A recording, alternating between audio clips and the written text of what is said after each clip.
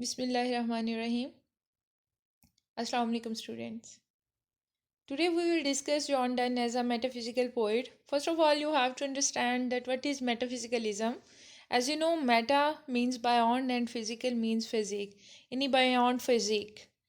तो इंट्रोडक्शन में आप प्रॉपर इसकी डेफिनेशन पहले आप लिखेंगे कि metaphysical poet is characterised by complexity fusion of passion and thought conceit philosophy spiritual word argumentative tone dramatic tone wit and subtle means combination of these whole things ये necessary होता है मेटाफिजिकलिज्म के लिए और मेटाफिजिकल पोइट में जो है वो सारी उसकी नरेशन में ये इन करेक्टरिस्टिक्स का होना ज़रूरी है। ठीक है, इनको आप नंबरिंग करके याद करेंगे इन सारी क्वालिटीज़ को, फिर आपके लिए इजी होगा।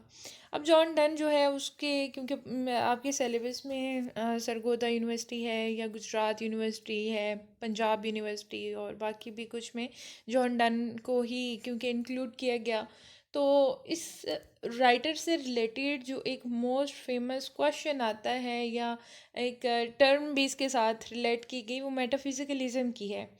तो जॉन डन के साथ जो है अगर इसको रिलेट किया गया तो हम कैसे कह सकते हैं या उसके किस वर्क में उसकी पूरी डिवाइन और लव पोइम्स में कहाँ कहाँ पे हमें एविडेंसेस मिलते हैं मेटाफिजिकलिज्म के, वो हमने देखना है। John Donne is leader of metaphysical school of poetry. His poetry is intellectual in nature, have wit and conceit, is full of imagery, dramatic elements, directness of speech and harsh rhythm. Dryden remark, Donne affects metaphysics.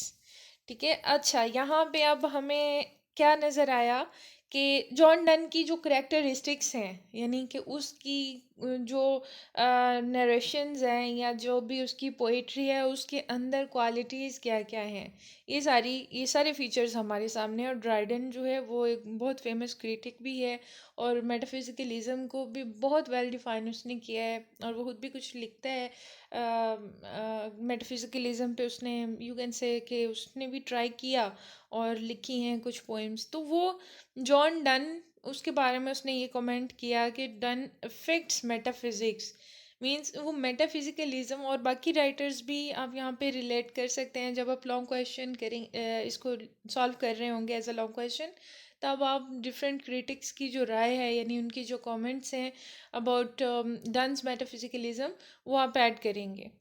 Characteristics आगे हम देखेंगे one by one की क्या है।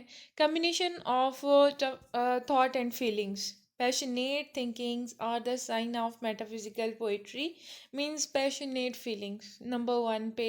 Feeling एहसास जज्बात होना ज़रूरी है। अब पैशन या फीलिंग किस टाइप की हो सकती है, वो लव फीलिंग भी हो सकती है, फीलिंग ऑफ सम एंगर भी हो सकती है, कोई इनोनेंस भी हो सकती है, कुछ उसमें हार्शनेस भी आ सकती है। ठीक है, कोई भी any type of feeling you can say are the sign of metaphysical poetry. His lyrics arise out of some emotional situations with intellectual analysis. In his Valdication Forbidding Morning, अब यहाँ पे आप वो रेफरेंस दे रहे हैं उसकी पोएम का valediction से। उसमें फॉरबिडिंग मॉर्निंग में John says that lovers need not mourn at parting. Mourn करना यानी मातम करना पार्टिंग सेपरेशन को कहा जाता है। आगे यहाँ पे आपके पास कोटेशनल लाइंस हैं। So let us melt and make no noise, no tear floods nor sigh tempests move to profanation of our joys to tell laity our love. तो ये सेपरेशन पे उसने जो है वो कमेंट किया हुआ है। मतलब यहाँ पे हमें नज़र क्या आ रहा है कि इंटेंसिटी ऑफ पैशन है और साथ ही साथ कुछ वो एक जो एक जज्बा एक फीलिंग होती है रियलिटी को एक्सेप्ट करने की एज इट इज़। हालांकि वो ये बड़ा एक हार्डर पार्ट होता है सेपरेशन किसी भी रिलेशनशिप में हो, लेकिन यहाँ पे वो उसको bravely he is expecting it accepting it. तो इस एक्सेप्टनेस को ही हम कहेंगे कि ये उसकी उस इंटेंसिटी के साथ उस चीज़ का मान लेना कि जो हो रहा है वो एक रियलिटी है and he must have to accept it. चाहे वो जितना भी हार्ड है उसके लिए, जितना भी टफ है, लेकिन उसने उसे एक्सेप्ट करना है। तो ये इनके रियलिज़म का भी कह लें कि कुछ ब्लेंड जो है ना वो इसमें मौजूद होना वो बहुत नेसेसरी है। उसके बाद हम कंसीट को डिस्कस करेंगे। कंसीट में यू कैन से, पहले तो आप डेफिनेशन इसकी करेंगे that conceit is a comparison of two quite different things to extend meaning. ये प्रॉपर डेफिनेशन होगी कंसीट की, और ये काफ़ी फिलोसफिकल इसमें अप्रोच रखी जाती है कंसीट्स में। Fondness of conceit is very in Donne's poetry. It reveals his deep learning. He compares his and his beloved face to two hemispheres. यानी दो वो कुर्रे कुर्रे जिस तरह होते हैं ना, कि पूरी एक कायनात जो है ये कुर्रा ही है, इसका एक कह लें कि एक स्फीयर है। तो वो कह रहे हैं कि वो अपनी और अपनी बिलव्ड की मोहब्बत को वो ऐसे ही जैसे एक अर्थ की तरह यूनिवर्सल, उसमें जो है ना वो यूनिवर्सैलिटी लेके आ रहा है कि वो एक उसको हेमिस्फीयर का नाम दे रहा है कि मेरी मोहब्बत जो है उसकी अपनी एक हेमिस्फीयर है, और मेरी बिलव्ड जो है she has her own hemisphere which makes a globe, but this globe is superior to earthly globe. In Good Morrow, he says, "My face in thine eyes." Thine means yours. ठीक है, ये old English language का word है थाइन। ये your को पहले थाइन लिखा जाता था। Thine in mine appears, where can we find two better hemispheres. He compares a man who travels and his beloved who stays at home to pair to compasses in poet our education forbidding morning. If they be two, they are two so, as if twin compasses are two. ठीक है, ये सारी बहुत easy examples हैं। बाकी और भी definitely you can add, जो आपके सिलेबस में पोएम्स हैं, आप मज़ीद भी कॉम्बिनेशन यहाँ पे दे सकते हैं डिफरेंट पोएम्स की कोटेशंस लेके। उसके बाद है use of wit.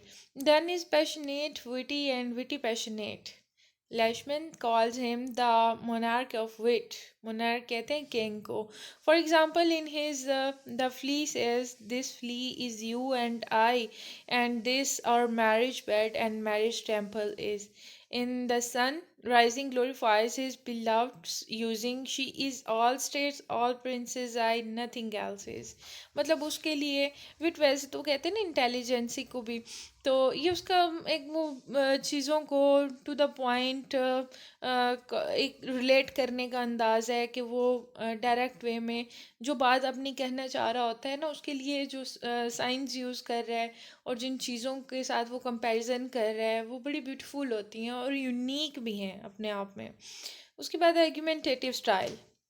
John Donne tries to prove his statements through arguments. In The Good Morrow says, "If our two loves be one, and you and I."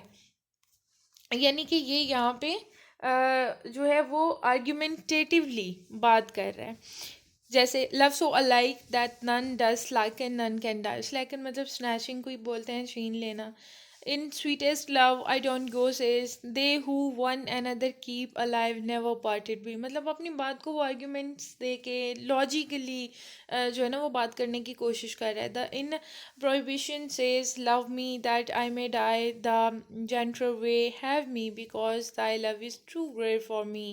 मतलब उसको ज़रूरी करार दे रहा है, उनके अपने बिलव्ड की जो मोहब्बत है उसके लिए बहुत इम्पॉर्टेंट है और वो उसको गेन करना चाह रहा है। To let me alive, O love, and had me too. In Lover's Infiniteness says, "If yet I have not all thy love, dear, I shall never have it all." यानी कि ये पूरा वो अपना प्रीवियस जो उसका एक कह लें कि ये एक्सपेरिमेंट है अबाउट लव, वो उसको डिस्कस कर रहा है कि जब से मैं तुमसे मिला हूँ, अगर अब तक मुझे तुम्हारी पूरी मोहब्बत हासिल नहीं हुई तो समझो कि मैं कभी भी इस पे क्लेम नहीं कर सकता कि ये सारी मोहब्बत जो है ये मेरे लिए है। फिर पैराडॉक्सेस यूज़ होते हैं इसमें। पैराडॉक्स कैसे है? पैराडॉक्स की पहले आप डेफिनेशन देंगे। It is a rhetorical device that is up of two opposite ideas and seems impossible or untrue but is actually possible and true। ठीक है, यानी ऐसी चीज़ जो हमें ऐसे नज़र है कि ये मुमकिन ही नहीं है, ये हो ही नहीं सकता, बिल्कुल एक अपोजिट वे में बात की जा रही हो, लेकिन असल में वो बात जो है वो मुमकिन भी हो और वो सही भी हो। Donne poetry is full of paradoxes. He opposes, blames, and chides his beloved. He has a mind to express whatever he thinks. In Go and Catch a Falling Star says, "And where nowhere lives a woman true and fair."